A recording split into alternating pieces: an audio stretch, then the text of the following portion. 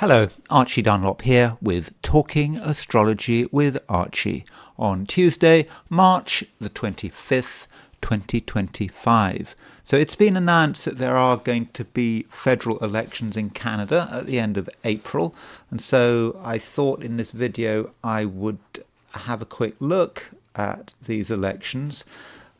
At least I know the day on which they take place, and one knows when polls open. I'm not saying I'm going to come up with anything of earth-shattering significance. I don't know how these elections are going to turn out. I'm not going to make any formal predictions about what's going to happen, but we can at least have a look at the astrology of these elections.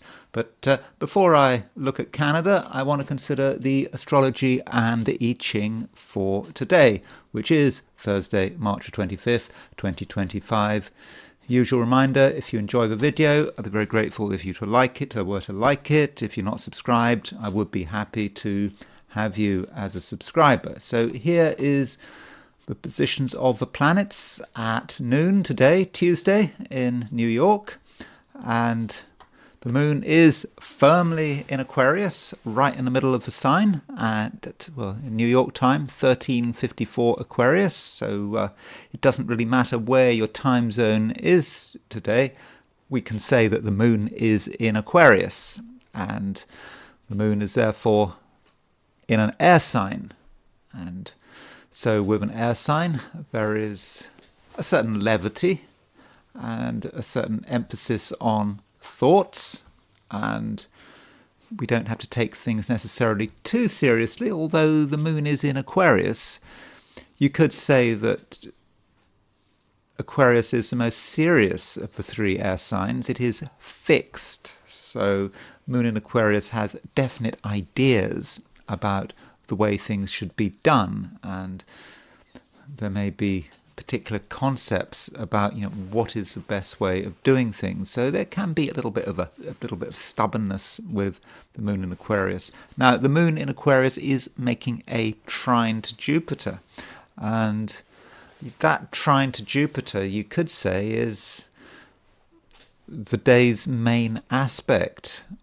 Okay, we do have Mercury sextile Pluto, which I'll be talking about in a moment, but that moon trine Jupiter, for many of us, will define the day, and moon trine Jupiter is a fortunate aspect.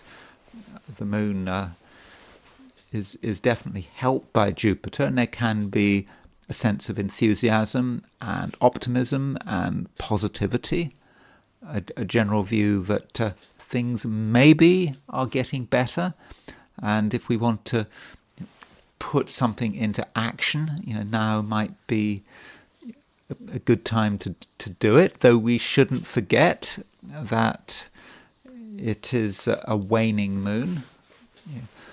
And with a waning moon, the lunar cycle we're in is past peak, and we've actually got the run up now to a new moon. That new moon is not so far away. That new moon is when's the new moon? New moon is on March 29th, so we're less than a week away to the new moon. And so, yes, there is an optimism to the moon trine Jupiter, but yeah, it is tempered by the fact that it is a waning moon.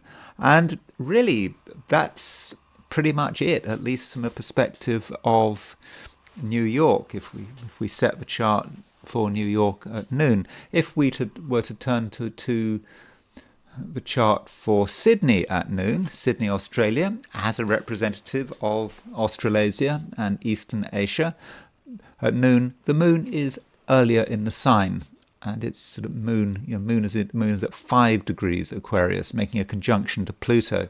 And yeah, if you're in Australia, New Zealand, East Asia, possibly the main aspects are moon conjunct Pluto, moon sextile Sun, moon sextile Mercury.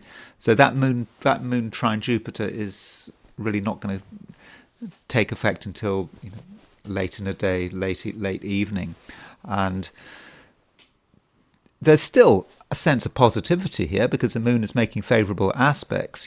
Moon sextile Mercury, moon sextile Sun, and in terms of actual experience, you may not feel a big difference between the two. Moon sextile Venus is moon sextile Sun, Mercury. These are fortunate aspects, so things still seem to be moving, though.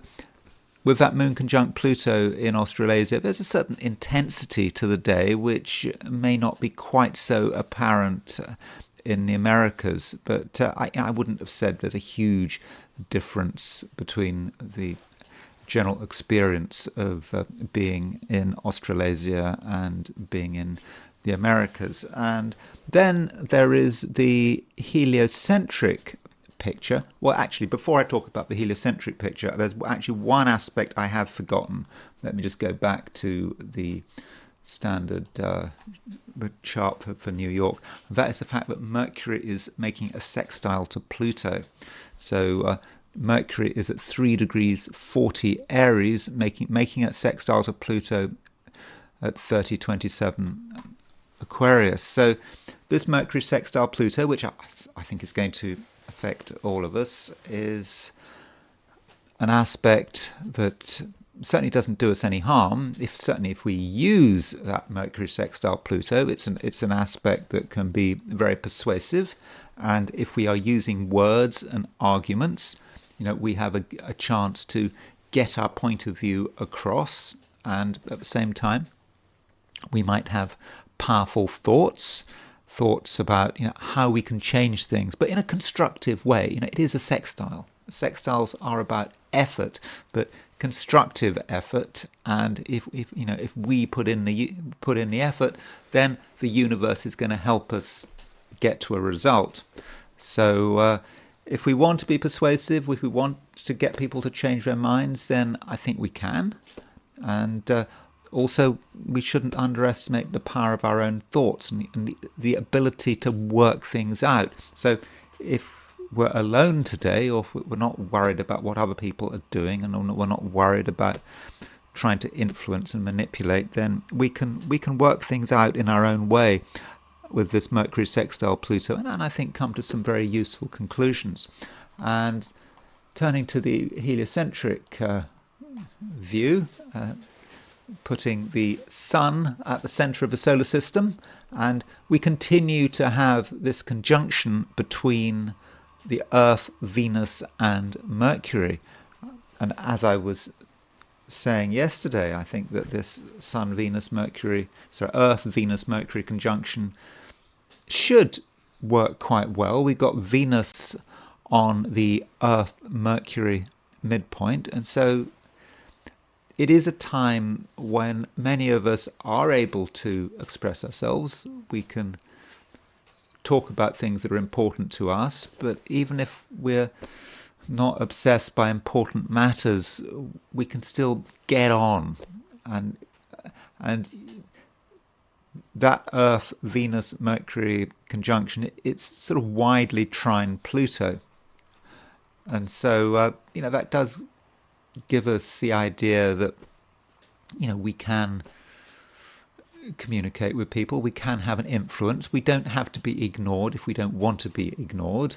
And Mercury Venus making a conjunction to each other, it's a conjunction that is very creative, and we can do things which are appreciated by the collective, because remember, the heliocentric chart is a very collective thing. It's not necessarily talking about personal events, it's more about collective trends. And what we do of an artistic nature is, in many respects, a reflection of what is going on in society, and maybe it's easier to get good feedback because we're doing something. We can do things which are in harmony with the cosmos. So don't hide your artistic light under a bushel. And then another aspect we've got today, which is now pretty close, is Mars square Uranus. Now that Mars square Uranus has been building up for some time, and now today it is exact. And This heliocentric Mars square Uranus is fairly dramatic. We might experience it as a certain amount of stubbornness, people wanting their way, and it may reflect events which are dramatic, even violent, and it just might feel that just something has to give. The way things are, it just can't go on forever, and so something has to happen. And I'm afraid it might be about explosive events. You might be thinking about war zones, but even outside war zones, explosive events can happen. So I think that Mars square Uranus does need to be treated with a degree of caution, because it potentially could be quite dangerous. So that's the overall astrological picture for today. I don't actually think, at least on a personal level, there's a huge amount going on. So it's probably going to be one of those days when my forecasts are going to be briefer than usual.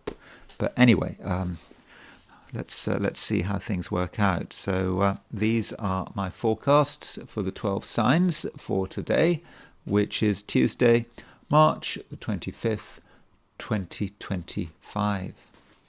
Aries. Aries, things are going quite smoothly, I think. I don't think there is a great deal to complain about. You are in, I believe, a fairly good mood. You're aware of your own power and what you can do. And because you're aware of your own power, you don't actually have to assert your power. People are assertive, super assertive, when they've got their doubts. When they're comfortable, they don't have to make a big deal about it, and that does make you an easier person to deal with if you want. If that's the way you want it to be.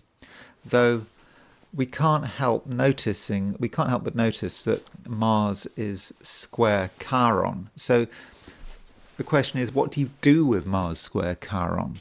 And is it something you have to take into account? I think that Mars square Chiron, you may not be too bothered by it, unless you notice something. And that might be the issue. It's a question of what do you notice with that Mars square Chiron. Mars square Chiron can be about your individuality and how you express yourself as an individual. And there may be a situation where you feel people need to know about you. But you don't have to push it. Because, as I said right at the beginning of this piece on Aries, there's no need.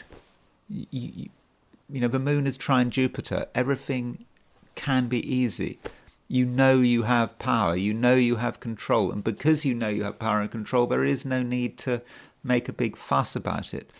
But that Mars square Chiron, there just might be one little thing that just gets you going. And you have to ask yourself whether you need to go above and beyond the call of duty. The call of duty, what kind of duty is that? Well, it's a duty to yourself and to a set of principles, which might be what Mars square Chiron is about. And you have to just perhaps have your eyes open and ask yourself whether you're going to be selected. And I say selected because by selected I mean you are selected to do something to make people sit up and listen. You may be selected, you may not be selected. And whatever you're doing with that Mars square Chiron, you've got to make sure that you can be noticed. But as I said, in most cases you will be noticed because the moon is making a trine to Jupiter, so things should run very easily for you. And you can get people to take notice of what you say without having to try, without having to shout. And so you can be relaxed if you want to be. But yeah, there is that question about whether you are selected, and but whether it is you that has been called upon to make a fuss about something. And it may be with Mars square Chiron that it's a sense of injustice. That often seems to be the case with Chiron. Can be about injustice, someone hurting, maybe not you hurting. I don't think it is you hurting, but it could be someone else, and you just feel that you have to do something about it. And you shouldn't forget that Chiron is in moving through Aries. It's in your sign. Okay, it's a slow moving body, but still it is there. And so when Mars, your ruler, squares Chiron, something does get activated. Though it is possible with this Mars square Chiron that it is a private realization. You understand something, and you understand that you've got a particular mission and that something is not right and you need to sort it out. But that doesn't necessarily mean to say that you have to do something about it right now. It doesn't mean to say that you have to cause a big fuss. Sometimes, in fact, very often, the best way of getting results is to be easygoing and relaxed, just at least to begin with. And that is something you really can be. But you always have that option of creating huge change. You've always got that option. But that option doesn't necessarily have to be called in. And I think today, if you can do things in a light, harmonious way, without causing too much fuss, I think that might be the best approach for most of you. But if the cosmos has selected you to cause a fuss, to cause trouble, then what can you do? Taurus, the moon is continuing to move through Aquarius, and with the moon moving through Aquarius, you're feeling quite ambitious, quite focused. You want to assert yourself, and you've got a lot of really good ideas. And it's always great when Taurus has ideas. These are not trivial ideas. Ideas, you get into one thing, you get into another thing, and it's not too serious, and you don't make commitments. No, it's not like that. If you believe that something is important to you, then it's important that you actually do something about it, but you're able to act on it. And you can act on it in such a way that doesn't cause any sort of major upset, because you can quietly make things happen your way, and you'll be helped by the fact that the moon is trine Jupiter. That moon trine Jupiter, all of us are going to benefit from that moon trine Jupiter, but I think Taurus, you are going to particularly benefit, because this moon trine Jupiter allows you to be more fortunate than usual.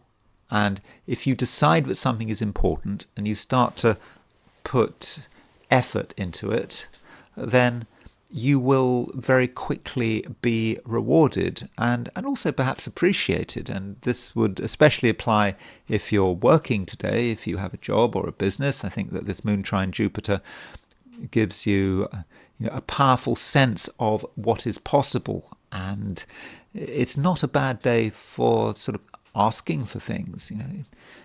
If you're reasonable, then I think that there's a good chance that you will get what you want, and you'll be helped by the fact that you're not going to come over as being too pushy.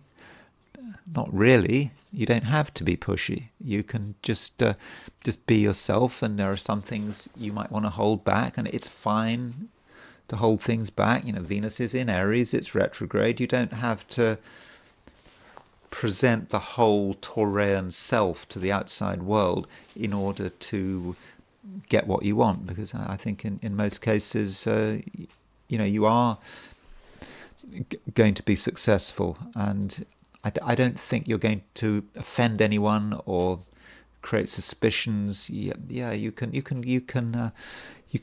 make progress. And looking at the heliocentric position, Venus is making a conjunction to Mercury. Well, Venus is actually making a conjunction to Mercury in the geocentric chart as well. And you could say that this Venus-Mercury conjunction is something which is fairly ongoing. And you need to remember that Venus and Mercury are conjunct each other, all the time, because Mercury is, I think, definitely helping Venus out, because Venus is your ruler, and that Venus-Mercury conjunction is just making you just a lot more creative than usual. Your talents are flowing. If you are good at something, then it's going to be obvious, and you will be appreciated the moment you start showing the world what you can do.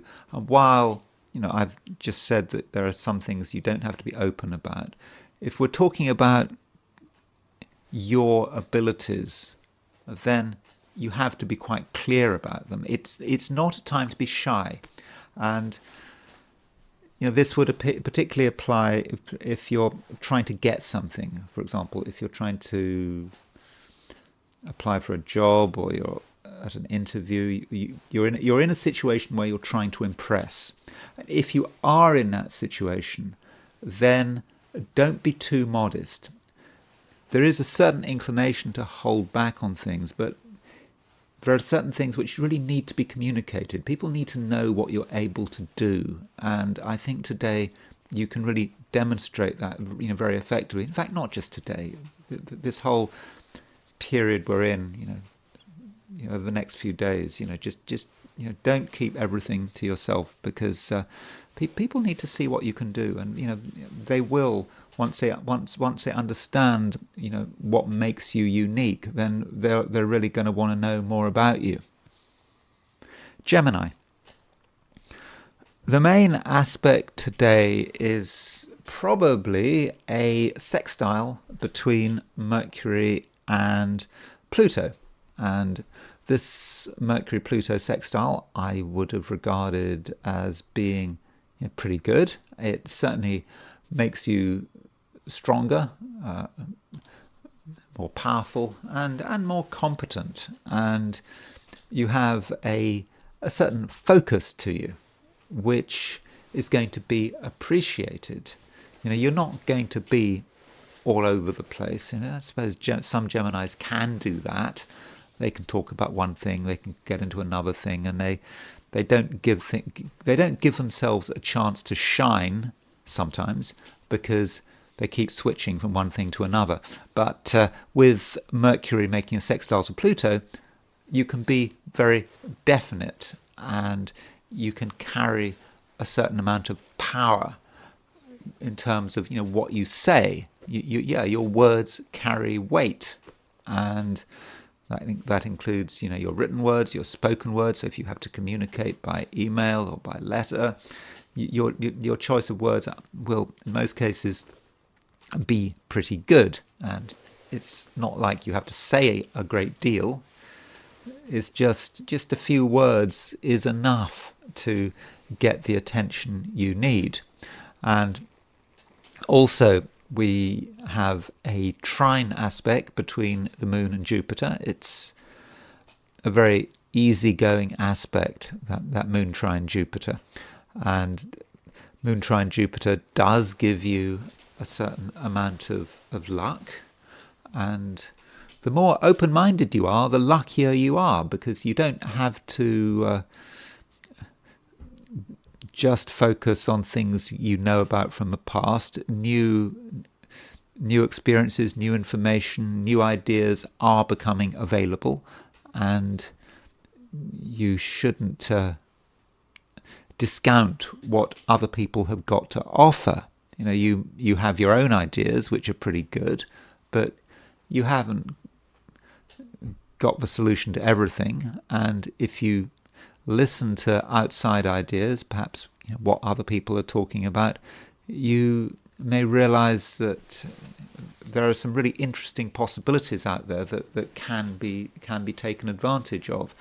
And also in terms of other people, it is a day when Geminis can get on with pretty much everyone. Maybe not everyone, but 90% of people out there, you are able to get on with them. And you are helped by that Mercury sextile Pluto, because you have this, you give this impression of being powerful, of being able to make things happen. And it's absolutely obvious that you've got something to offer, and people want a part of it. And so as far as relationships are concerned, things should work well, and they should work easily.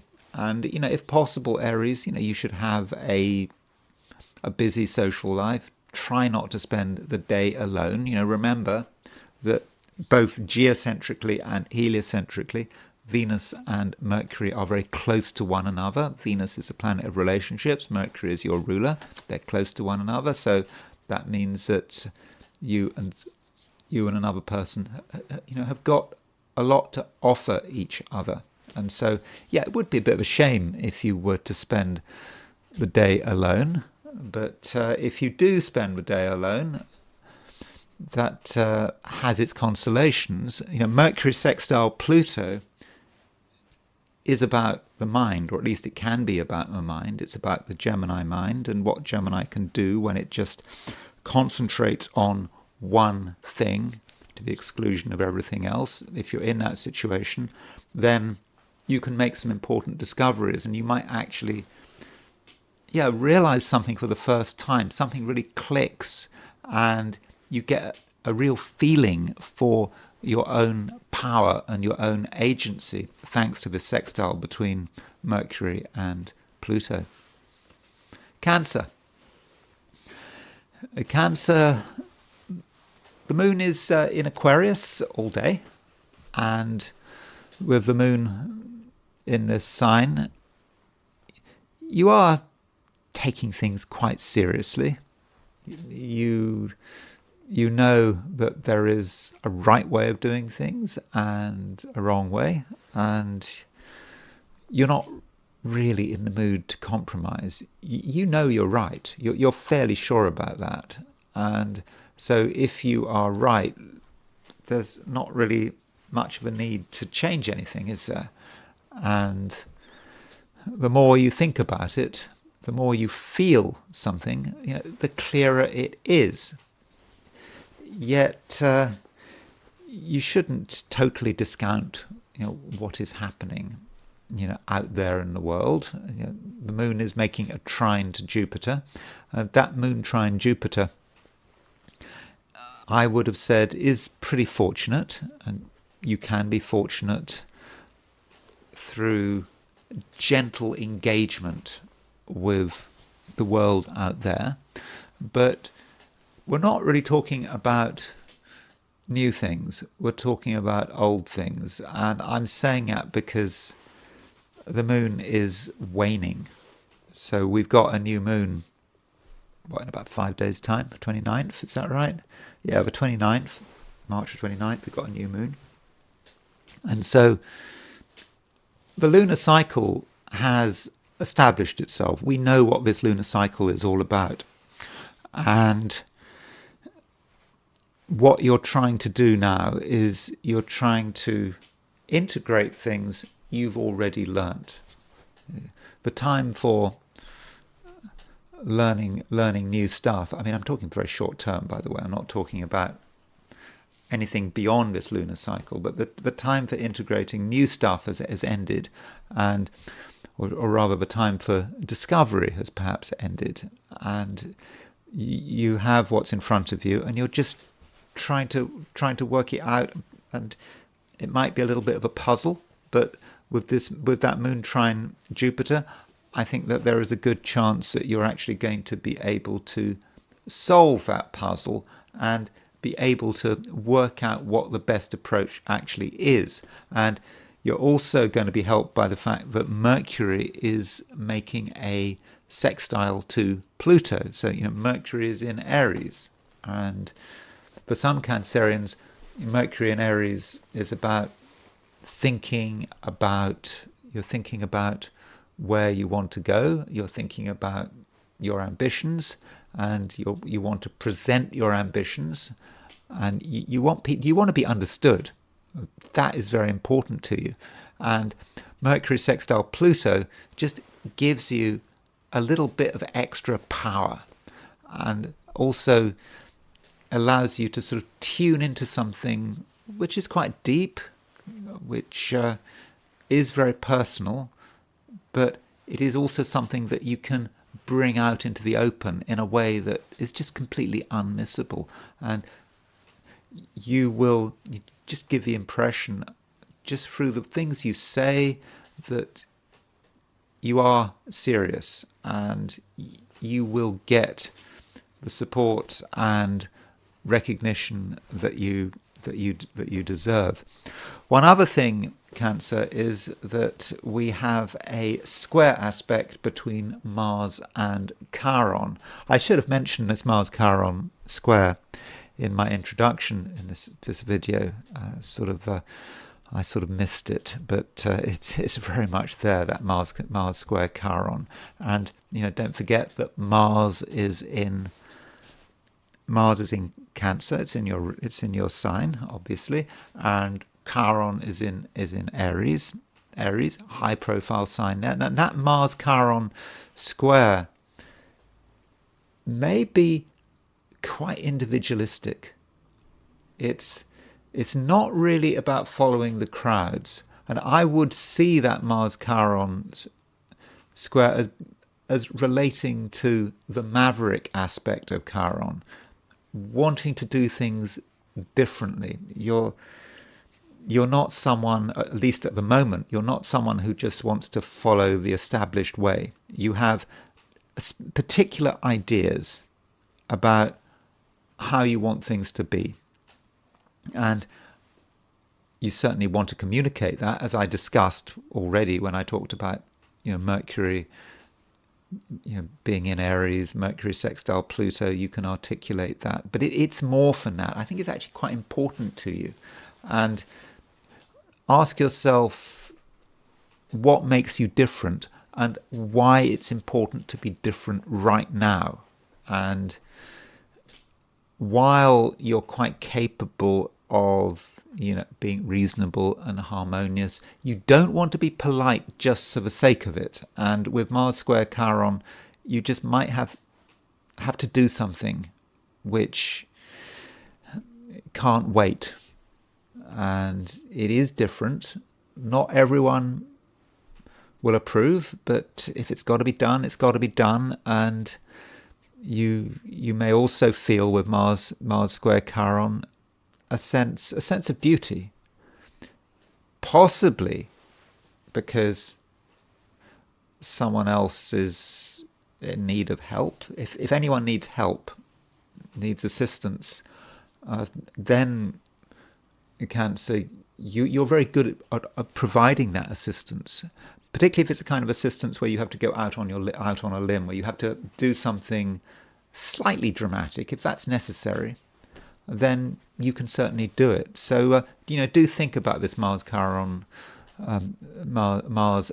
square, because you could argue that it is the most important aspect of the day. I mean, I've said earlier in this video that it's Mercury sextile Pluto, but if you're into Chiron, then I don't think that Mars Chiron square should be ignored.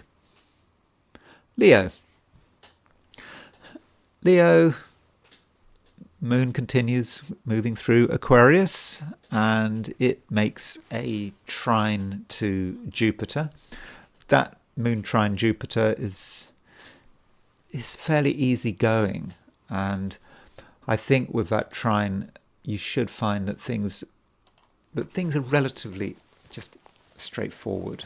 Things just happen according to a particular plan, especially in terms of other people. I think you can get on really well with people today, and other people are going to be sympathetic. I mean, not too sympathetic. I mean, this Moon trine Jupiter is not an emotional aspect, because the moon trine Jupiter is in air signs, and so the emphasis is it's on keeping things light, and there's good communication, and you're able to say what's on your mind. Other people have got their own opinions, but nothing has to be taken too seriously, and relationships in general should at the moment be working pretty well. So do make an effort to talk to people, and don't be afraid of their response, because I think that you're going to get it right without really having to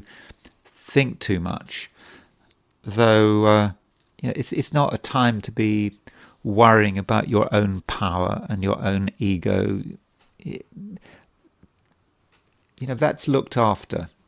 No one's going to walk all over you. It's not that kind of day. So you can possibly afford to let other people take the initiatives to an extent.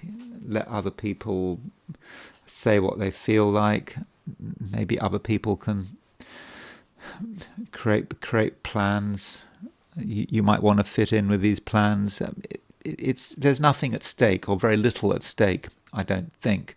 So that's the best way of dealing with things. And additionally, you haven't got all the answers.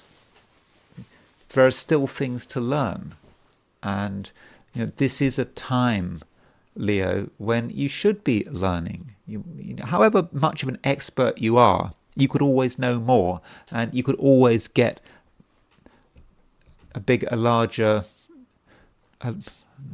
perspective. That doesn't quite sound right. If you could a broader perspective, you could always get a broader perspective from the one you already have.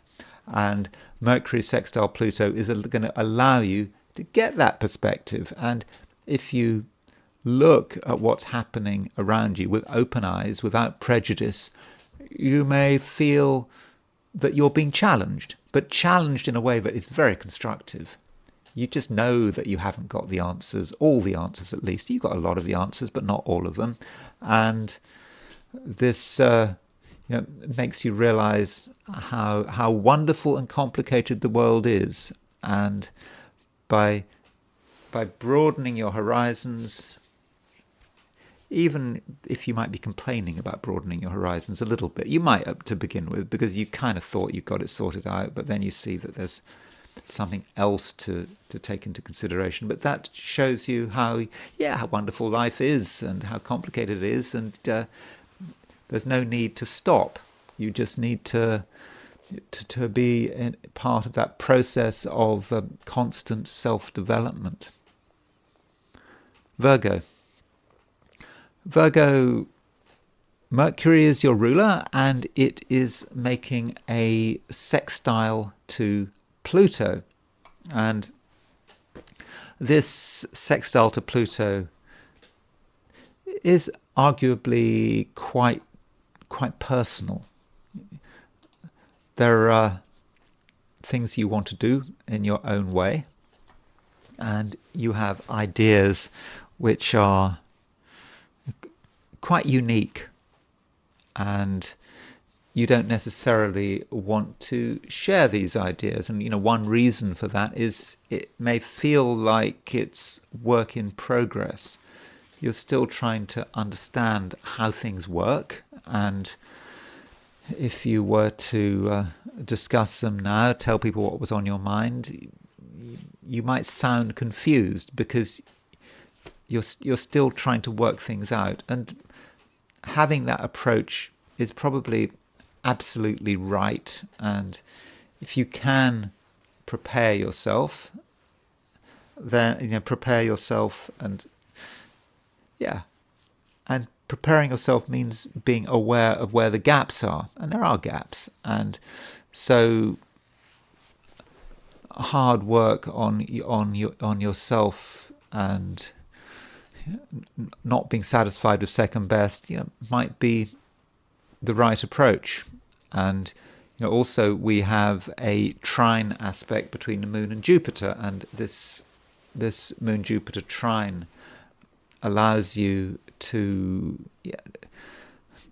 be fortunate, but in a very slow and systematic way. You build your good fortune, you work on something, and it just gets better. And the reason it gets better is fundamentally because you're able to put in the work and you're able to create the right level of preparation. And this may say something about your working life. If you're working, then Moon trine Jupiter suggests that you shouldn't be in a hurry, and good luck comes through proper preparation.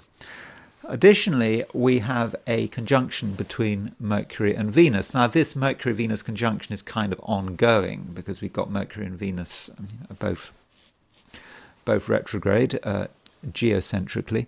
There is also a conjunction between Mercury and Venus heliocentrically. And so when Mercury and Venus are close together, and you're a Virgo, if you're a Virgo, which of course you are, and Mercury rules Virgo, that this Mercury-Venus conjunction does really focus on what you can do, and it is not a time to be modest. Now, modesty is perhaps something internal. It's not a time to be super sociable, but also it's not a time to be super modest. In other words, it's a day for being quietly satisfied. No, not satisfied, because satisfied suggests that there's no further development. But it's a day for having a growing confidence that you're on the right track and you're the one who knows the answers. And it's a confidence that you really are, in your own way, a bit of a genius. But genius, this is, again, be modest about it, but not too modest about it. You have to realize, what makes you special and what your unique contribution is. There may be opportunities to share this special ability, this special knack you have. There may be an opportunity to share it, but it's not essential to share it. You can just keep building it up in yourself, and when the time is right, you can really start to show the world what you can do. And it is a time in a broader level, because we've got Jupiter is still in Gemini. Jupiter is in a very success, status, career orientated sector of your chart. It will stay there for a couple of months till June, but okay, it's not going to be in Gemini forever. But this is a time, Virgo, when you should be really starting to think about what you've got that makes you special. And this Mercury-Venus conjunction, which is close today, should just be a reminder of that. Libra, Moon is in Aquarius, making a trine to Jupiter in Gemini. And that's something which is good, because you're a Libra, you're an air sign. So this Moon-Jupiter trine is making a trine to Libra. There may not be any planets in Libra, but Libra is your sign. And so you really benefit from that Moon-Jupiter trine. And in a broad sense, it makes you lucky, and you know how to express yourself, and you come over as being a fun, interesting person. And in fact, you may be a little more optimistic than usual. At times recently, you may have felt that things were just getting a little bit complicated. Venus, your ruler, has been rather too close to the sun for comfort. Venus is also retrograde, and so you could have had your doubts recently. But with the Moon making a trine to Jupiter, you don't have to have doubts. and you're able to present yourself as an exciting person, and also as an interesting person who's really got something to offer. And that means that your social life can actually work very well on your terms. You don't have to do things other people's way if you don't want to. And it's important to think about you and to think about your special contribution, because really that's what everyone wants to know about. If you do what other people say, if you try to fit in, then what's the point? You're not achieving anything of any value. Additionally, from a heliocentric point of view, Mercury is making a conjunction to Venus, and that Mercury conjunct Venus, well, it's also the case geocentrically, because Mercury and Venus are close to one another, but heliocentrically, that reminds us that there is some collective sense there. When Mercury is conjunct Venus heliocentrically, people are looking for creativity. They're looking for something different. They want things to be interesting, and in many cases, you can be the person that people are actually looking for, because you just have the ability to stand out and to make things more interesting, more beautiful, more creative. And so you've definitely got a contribution to play, and it's not a day to be hiding or to be keeping your special abilities to yourself, because you really do have something unique to offer with that Mercury-Venus conjunction. Now, I'm not saying that you're the only person who's got something unique to offer. This is something I've been saying to some of the other signs, but there is still something completely unique about the nature of what you have to offer. And you perhaps are in a position where you can complement other people's talents. You've got your talents, other people have got their talents, and it is a time where everyone wants talent, and it can all come together.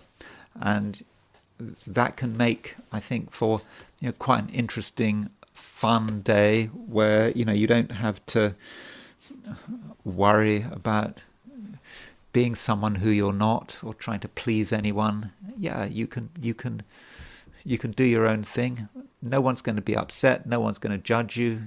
In fact, there is a certain expectation that you are yourself.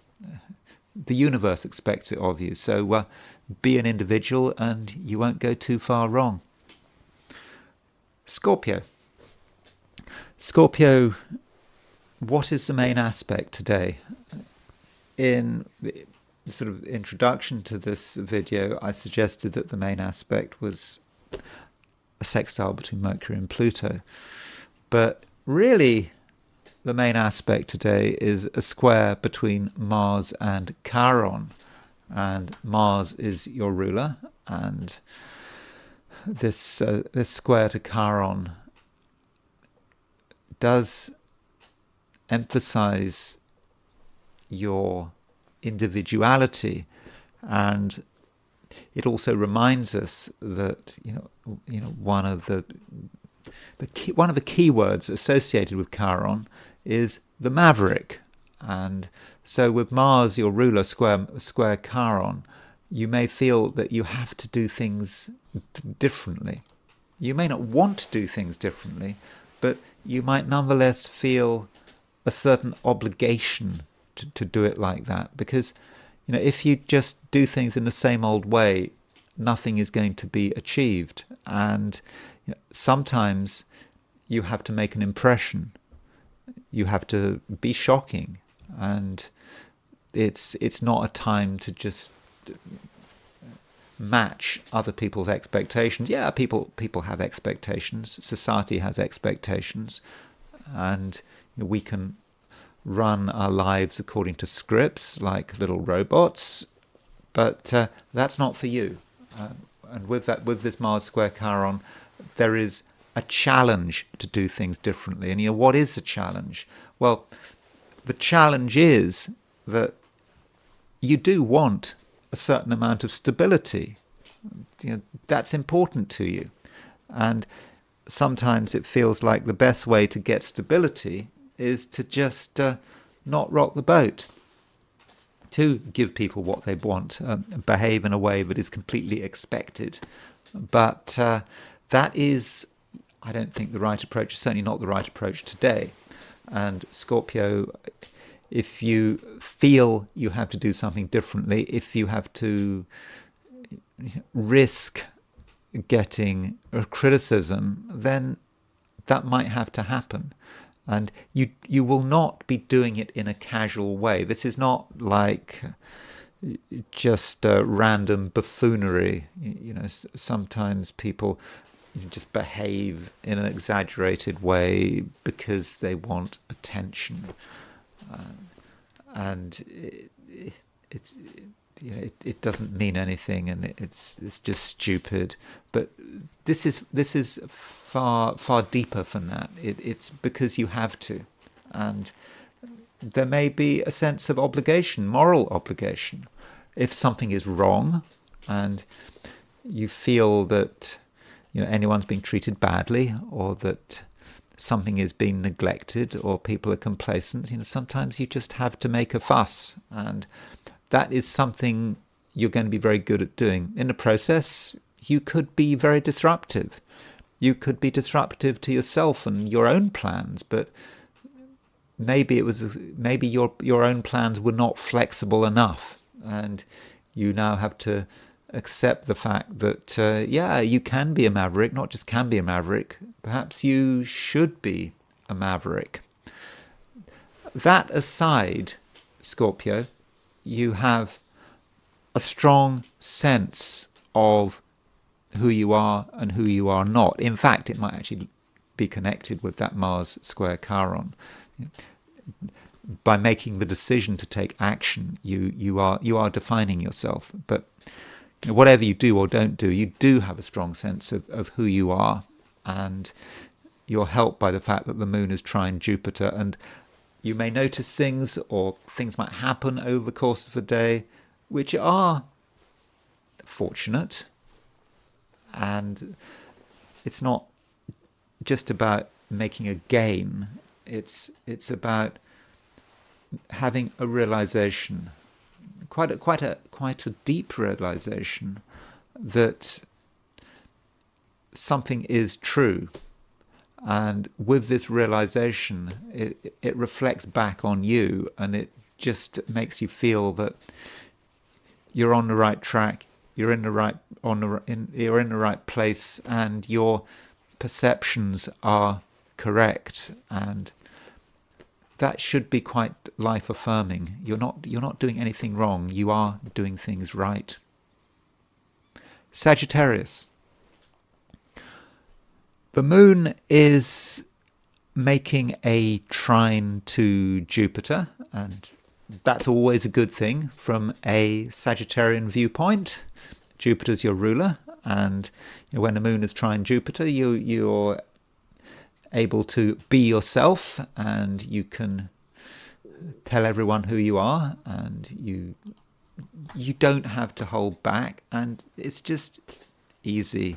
It's easy to be yourself, and you don't really have to think about it.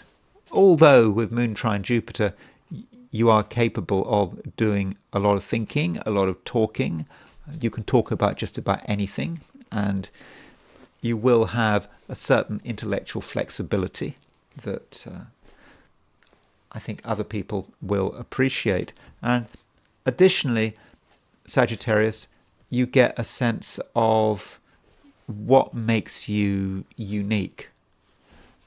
You know you're different from other people, and perhaps in the past you might have felt somewhat estranged because you were different, but now you're starting to realize that what makes you different, is what makes you alive, and it's making you feel happy and comfortable, and also confident that you can create change. So if you're not happy with the way things are, you feel things could be better, don't worry about it, Sagittarius. It's very easy to move from one state to another, and stirring things up, causing a little bit of chaos, benign chaos, that shouldn't be too difficult. And while you're at it, don't forget other people and what other people are experiencing. There is a sextile between Mercury and Pluto, and that Mercury Pluto sextile may remind you of another person's strength. Other people should not be underestimated, and particularly the important people in your life.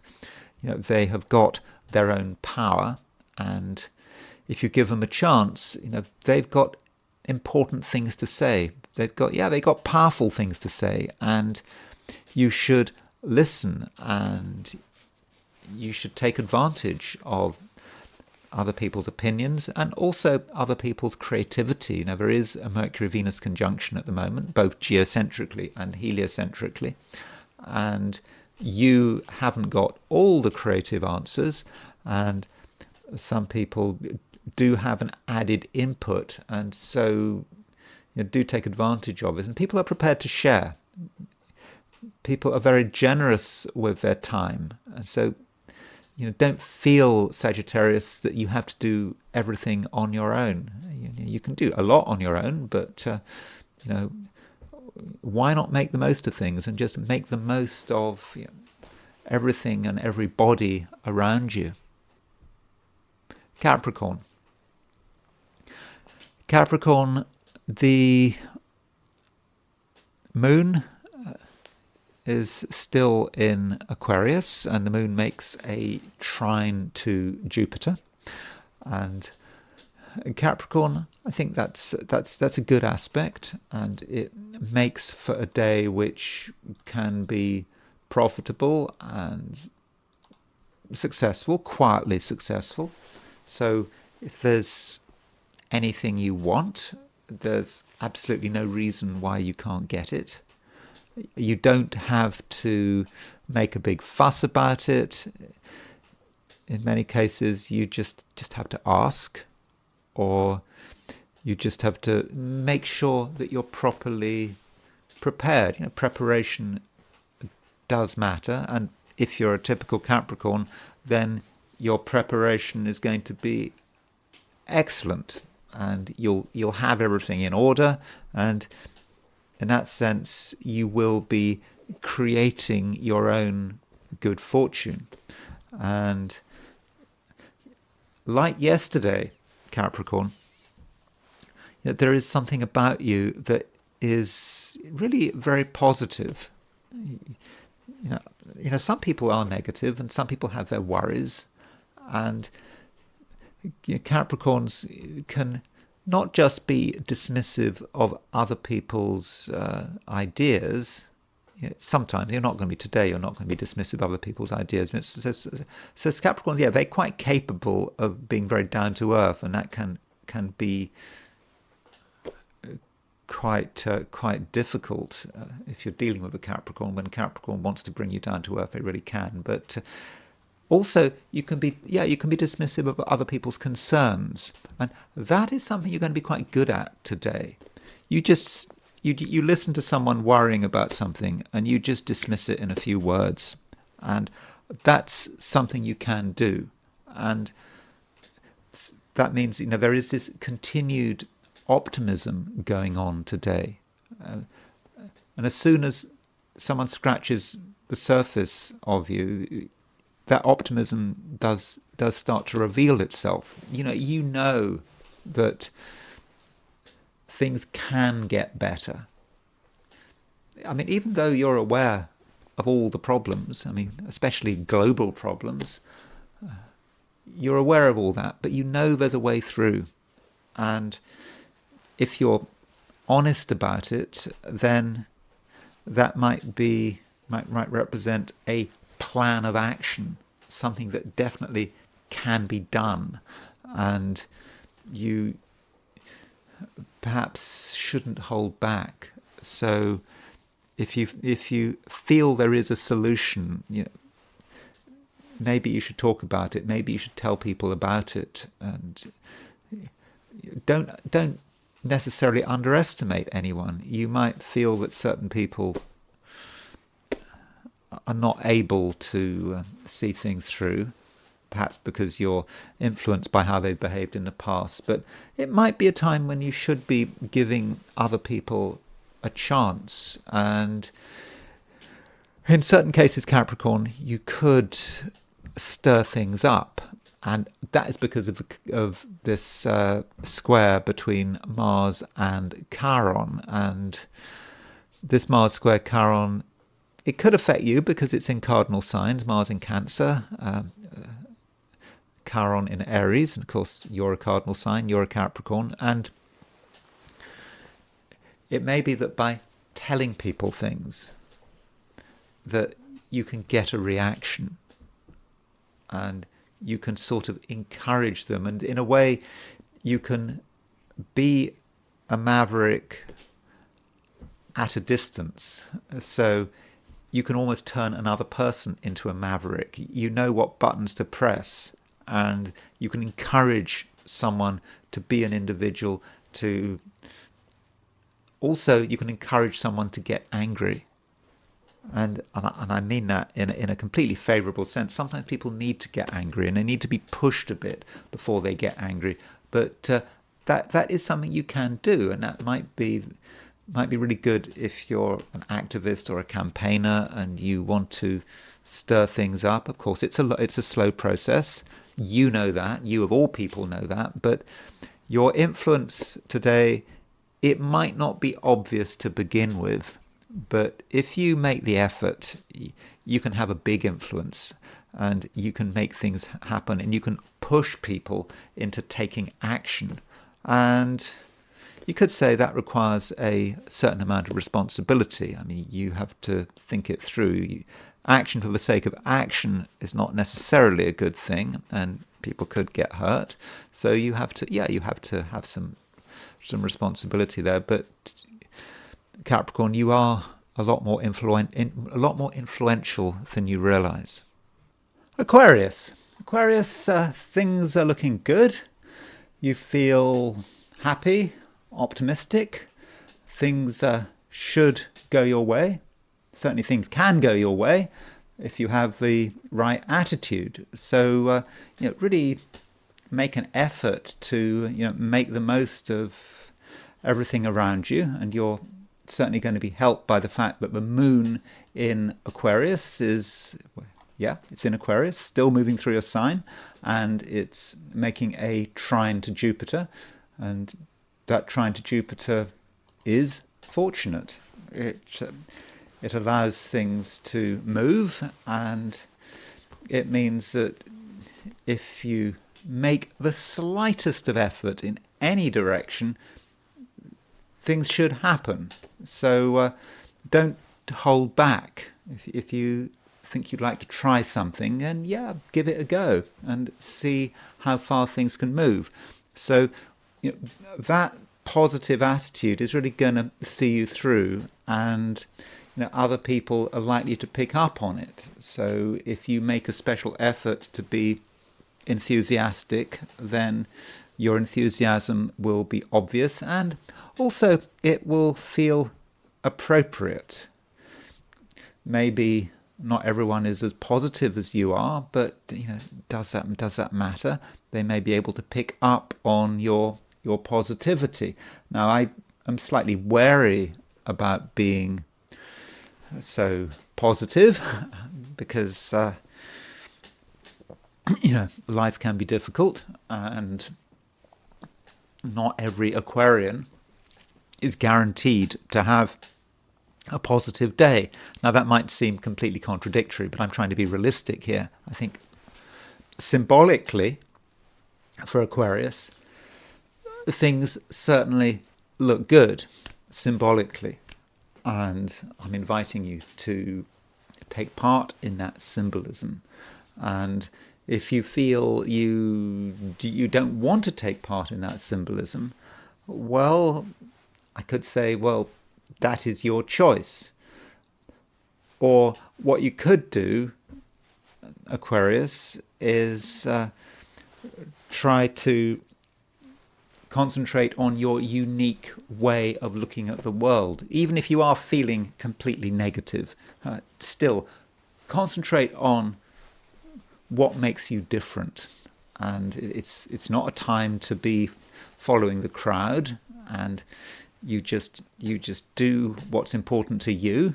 Doesn't matter whether you feel positive or negative. It doesn't really matter. Just keep doing it, and then the universe should smile on you in the end, and the positivity will make itself felt, one way or another. Additionally, you can make an effort to make other people feel good about themselves, even if you're not feeling good about even if you yourself don't feel especially optimistic. Talking everything up, trying to really encourage people, praise people. I mean, even if you don't feel that someone is worthy of praise, a bit of praise could make a difference. You don't have to lie to them, tell someone that they're good at something when they're actually horrible at it, but still focused praise and just encouraging people to think the best is something that you really can do very well at the moment. So, don't doubt yourself, Aquarius. And it may be the case that if you can make other people feel happy, you'll be making yourself feel happy. And the message is really as simple as that. So it should, in theory, Aquarius, be a really good day. Of all the 12 signs, you can have the best day of them all. It can be a 5-star day if you want it to be. So you could say, Aquarius, the choice is yours, and even if a day starts off on a negative note, that may just be because of your perceptions, and you can, to some extent, change those perceptions by making other people feel better. Because if you can make other people feel better, then in the end you'll be making yourself feel better. Not just better, but you can make yourself feel great.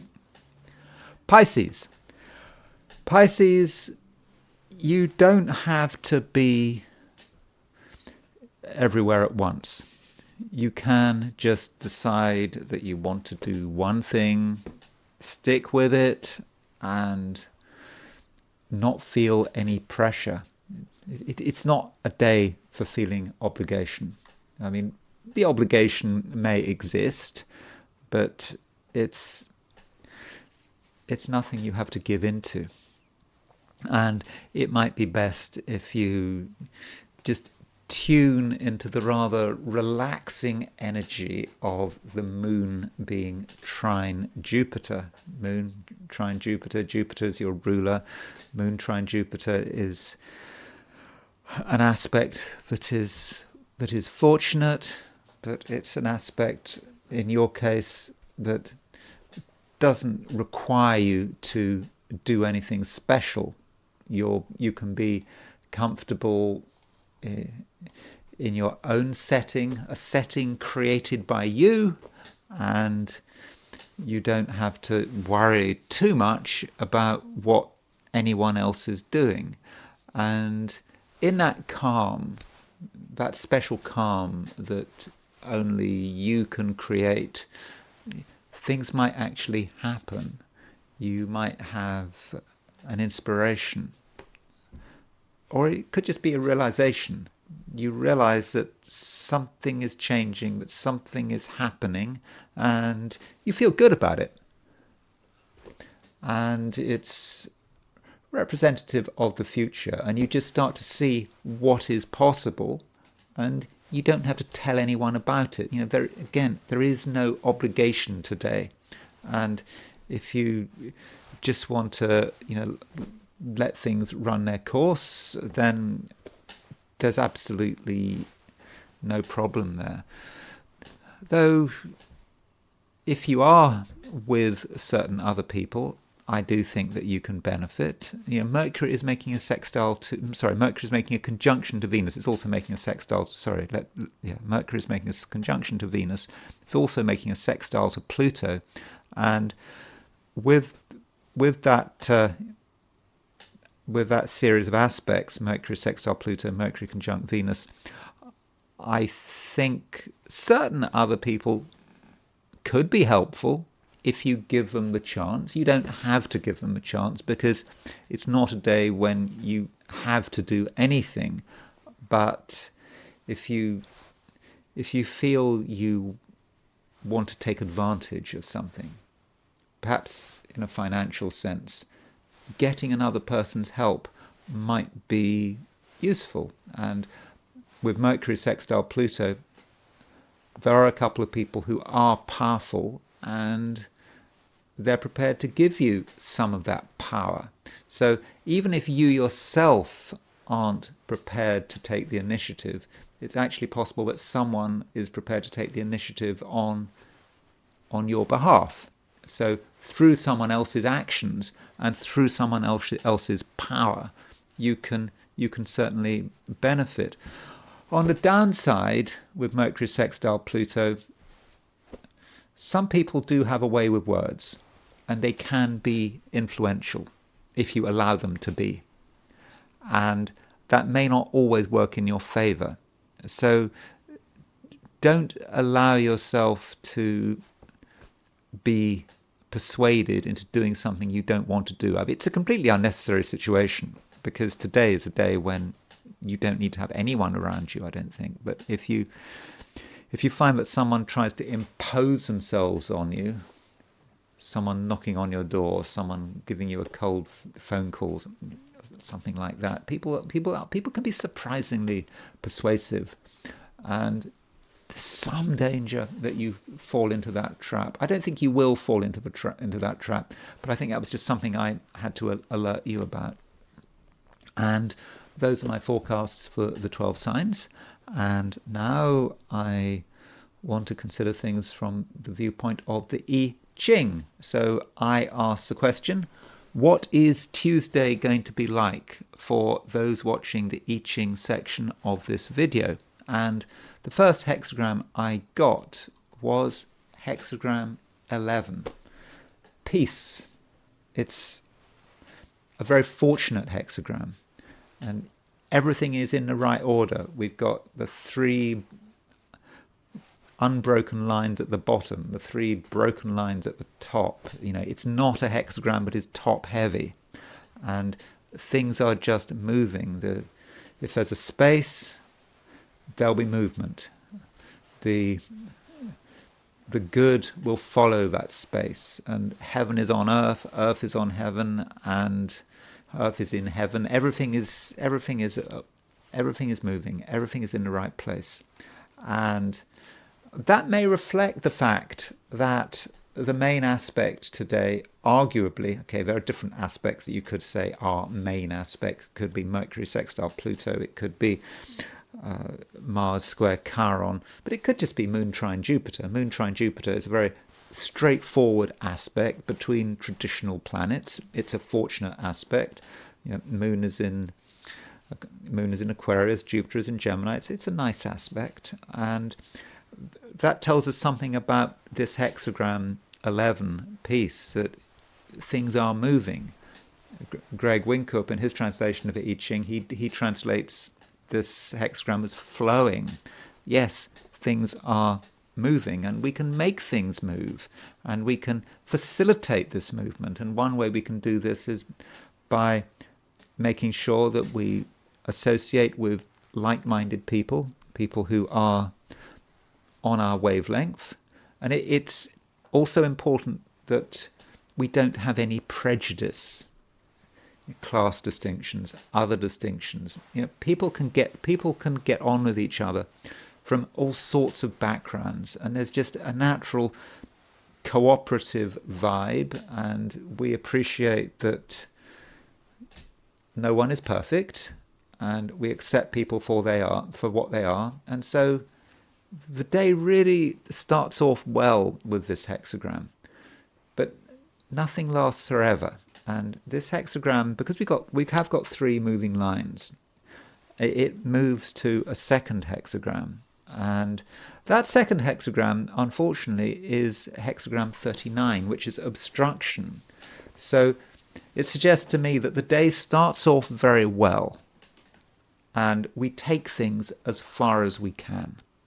And to begin with, things really do move strongly, powerfully. They move in our way, but we have to know when to stop.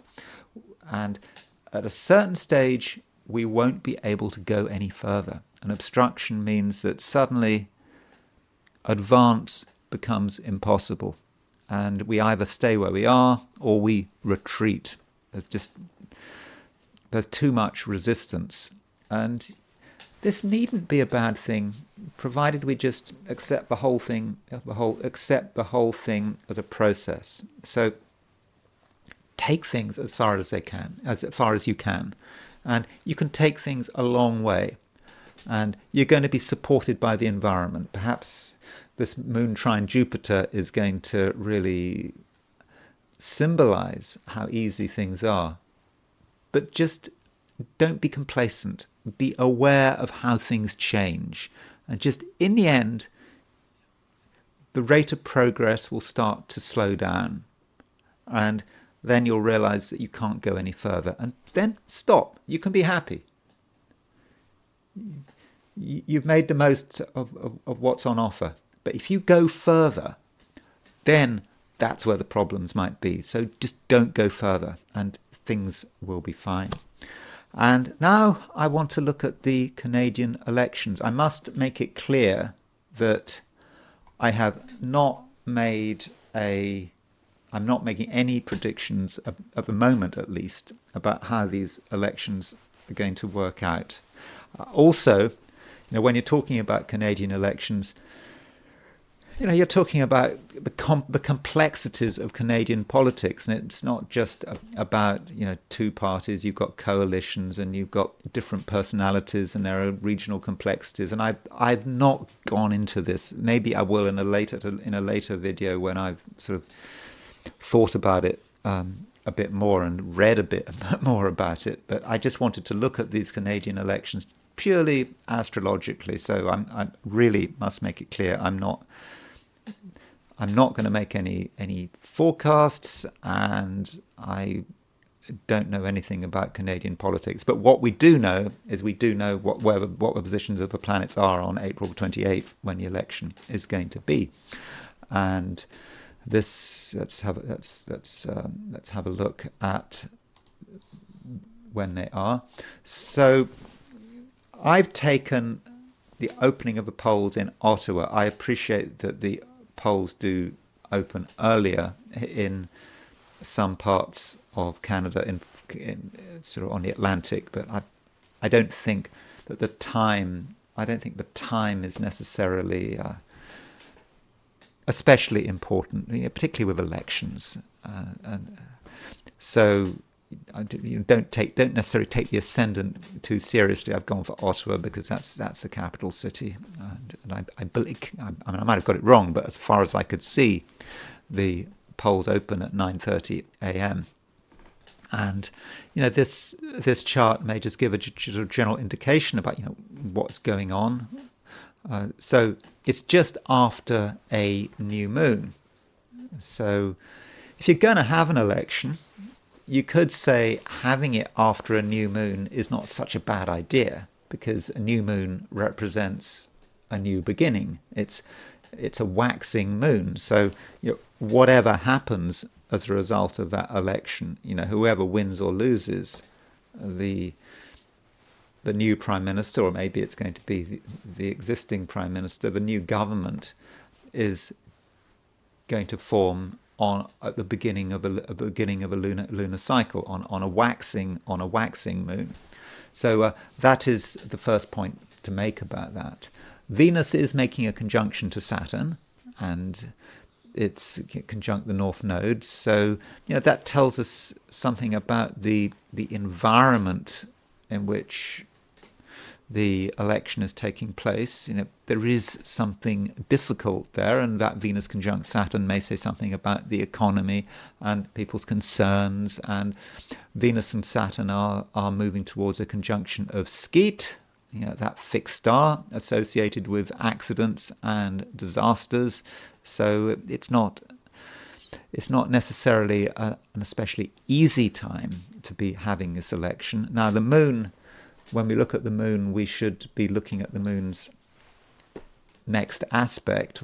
So the moon has, we've got a new moon, or we've just had a new moon, and the moon is applying to a sextile to Saturn. It's also applying to a conjunction to Uranus. So that may say something about the election and the results and how people respond to the results. Moon conjunct Uranus. It does have a certain dramatic quality, and there is also a real power issue here. And notice how we've got Mars opposition Pluto in this election. So that is actually interesting, because at the time of the U.S. presidential election at the beginning of November 2024 last year, Mars had just gone into Leo and was opposition Pluto. Pluto was still in very, very late Capricorn. But there was a Mars-Pluto opposition at the time of the US presidential election. We've now got another Mars-Pluto opposition, and that's because of Mars's retrograde position. Well, of course, Mars is no longer retrograde, but Mars hasn't really moved much in the last few months. Hence, we've got this Mars-Pluto opposition, and Mars-Pluto opposition is about it's about propaganda, it's about claims, it's about counterclaims, and it's also about power. Who has the power? It's winners and losers, and people being perhaps more obsessed by power than usual. And so that's the Canadian general election. And then what does it actually do for Canada? And here is the chart of Canada. It's a chart for Canada. I've gone for the July the 1st, 1867 chart. And so what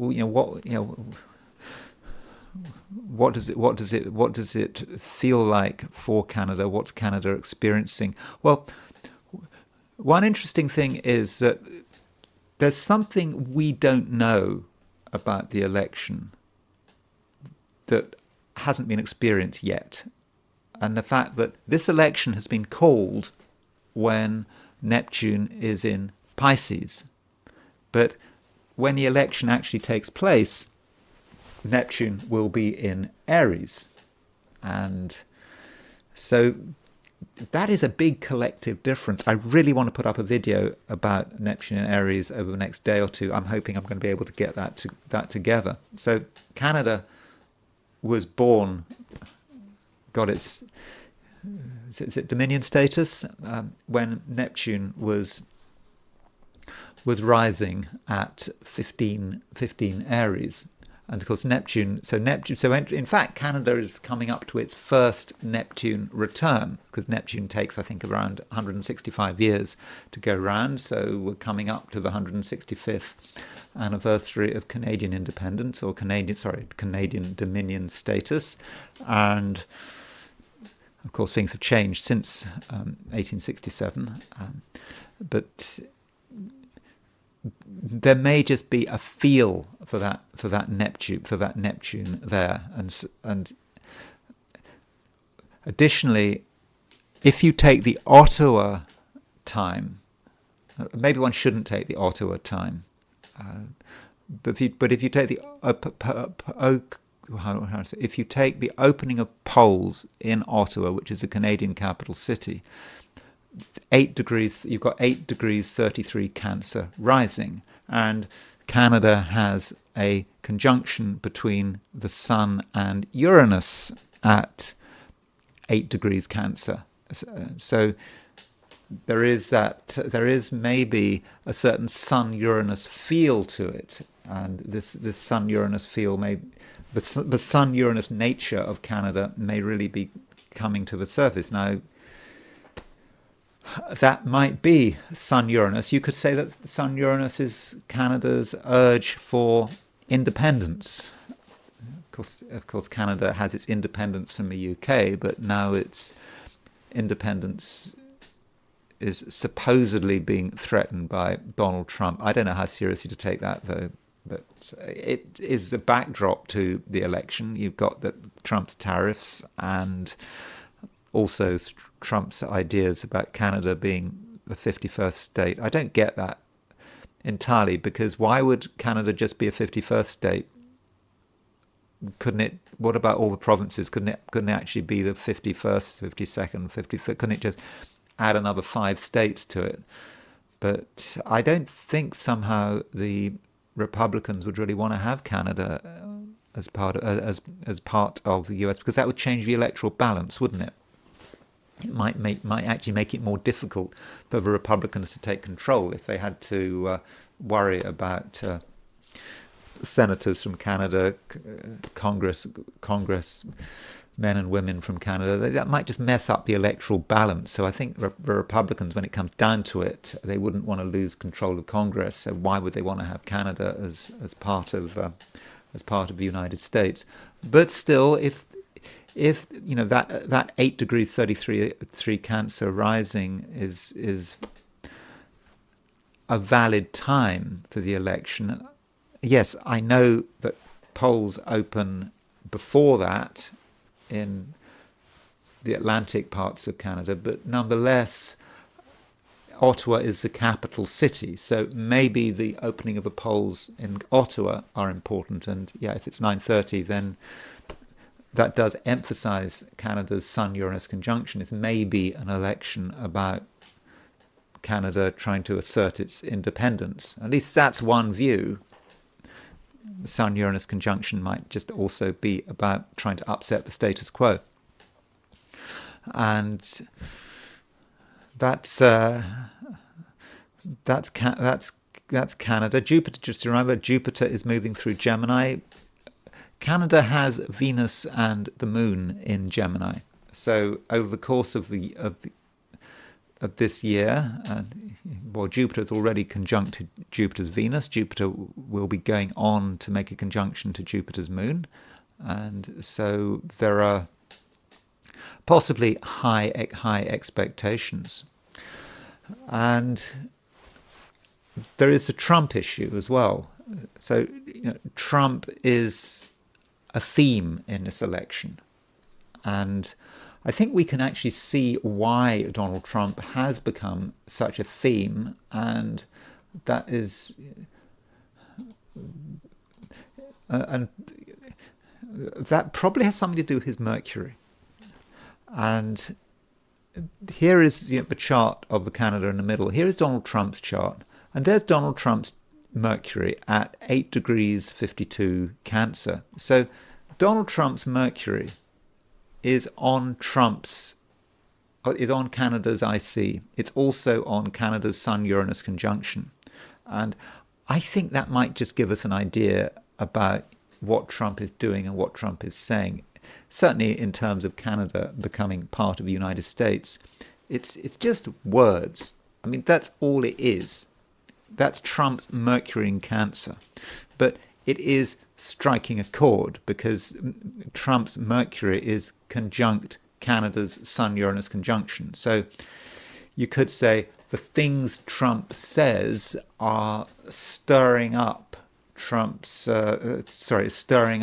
Canada's desire for independence. And this is not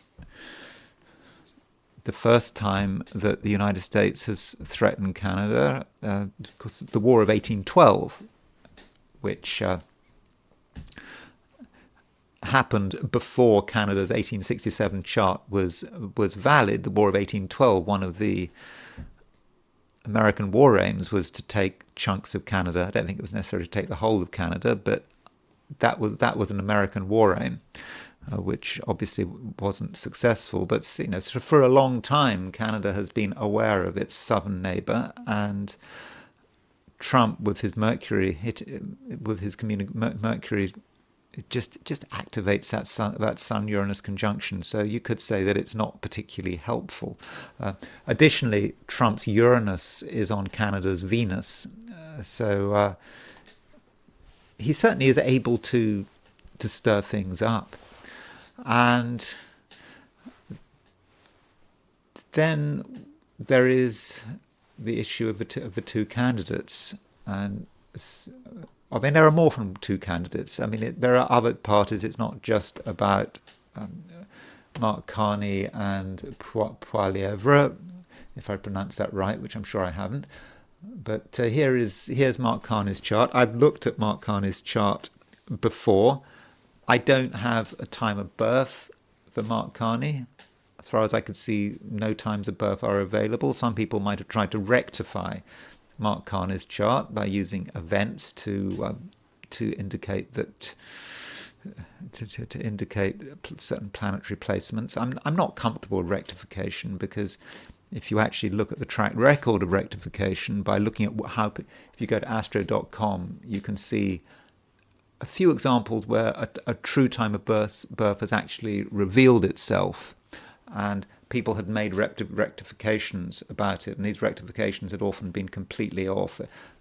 Best example is Hillary Clinton, because a long time people did not know when Hillary Clinton was born, and then her true time of birth became available, and you could see, if you use the Wayback mechanism on YouTube, people had all sorts of ideas. Really experienced astrologers had come up with times for Hillary Clinton, and when the actual time was revealed, a lot of them just got it wrong. So rectification is a technique that I'm not particularly comfortable with.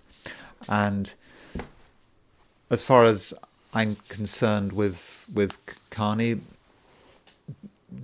the main theme, the most important thing going on with Carney is that he's got Saturn conjunct his Sun.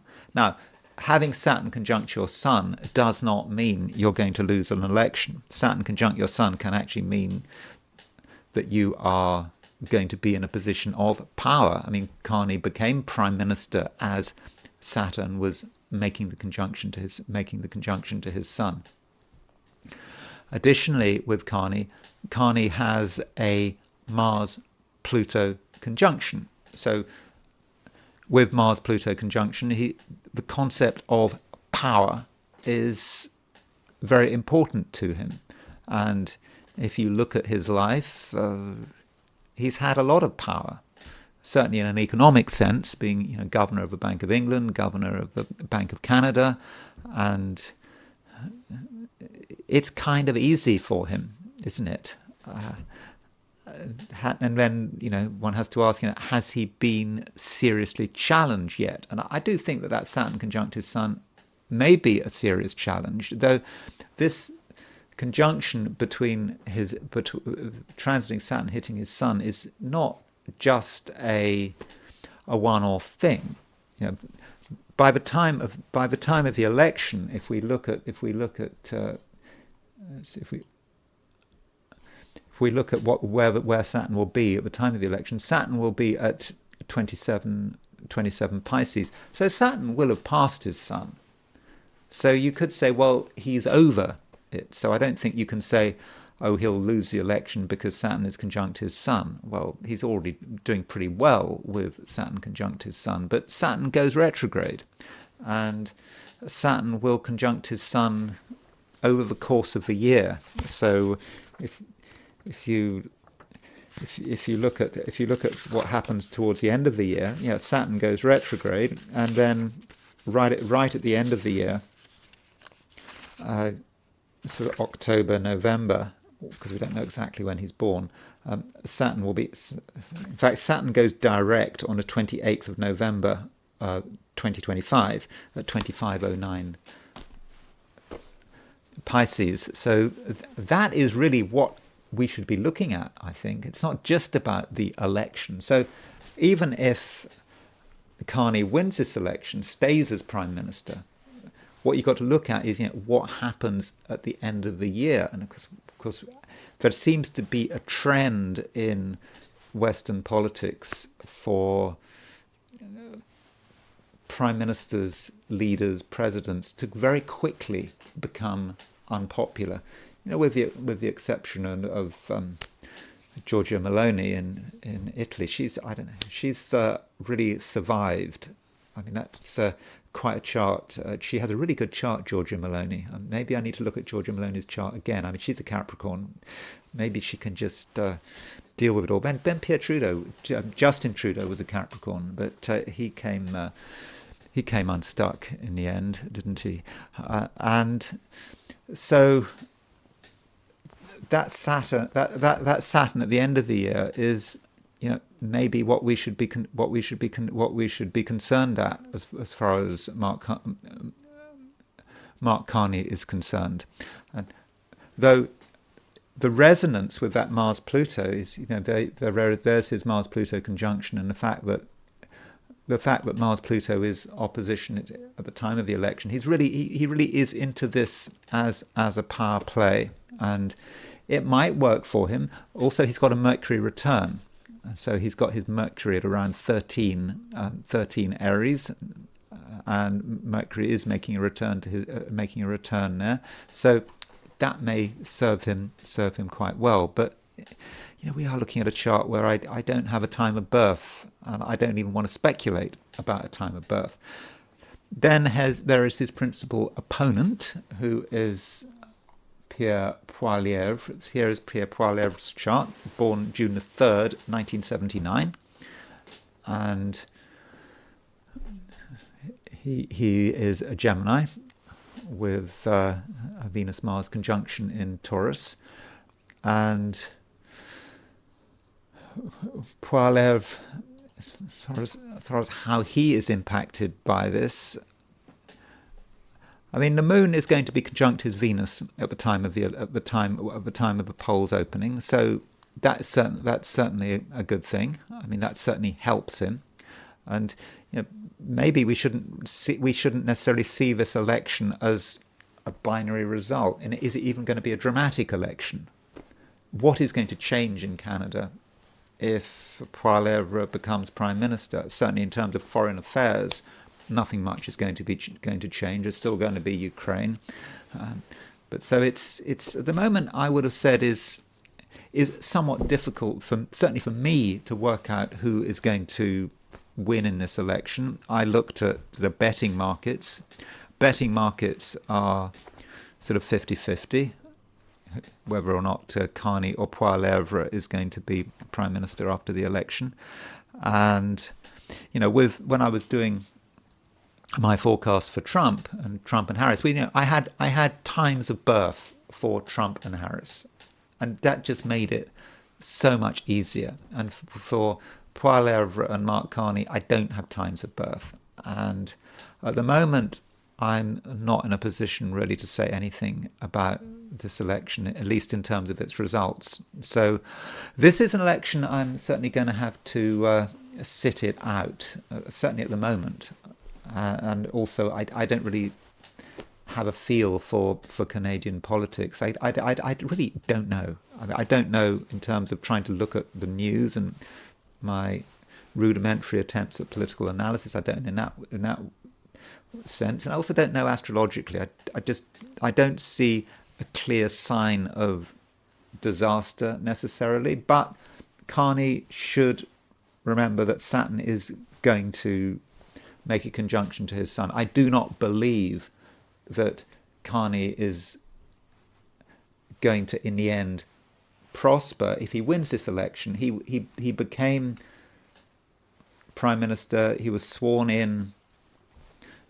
Just remember, he was sworn in just after a full moon. He's going to have Saturn conjunct his sun by the end of the year. It's not going to work well for him if he does win. That's for sure. That I feel, I know, and it's not just about him. It's about what is happening in the world, and it is the fact that we haven't really got to grips with Neptune moving into Aries.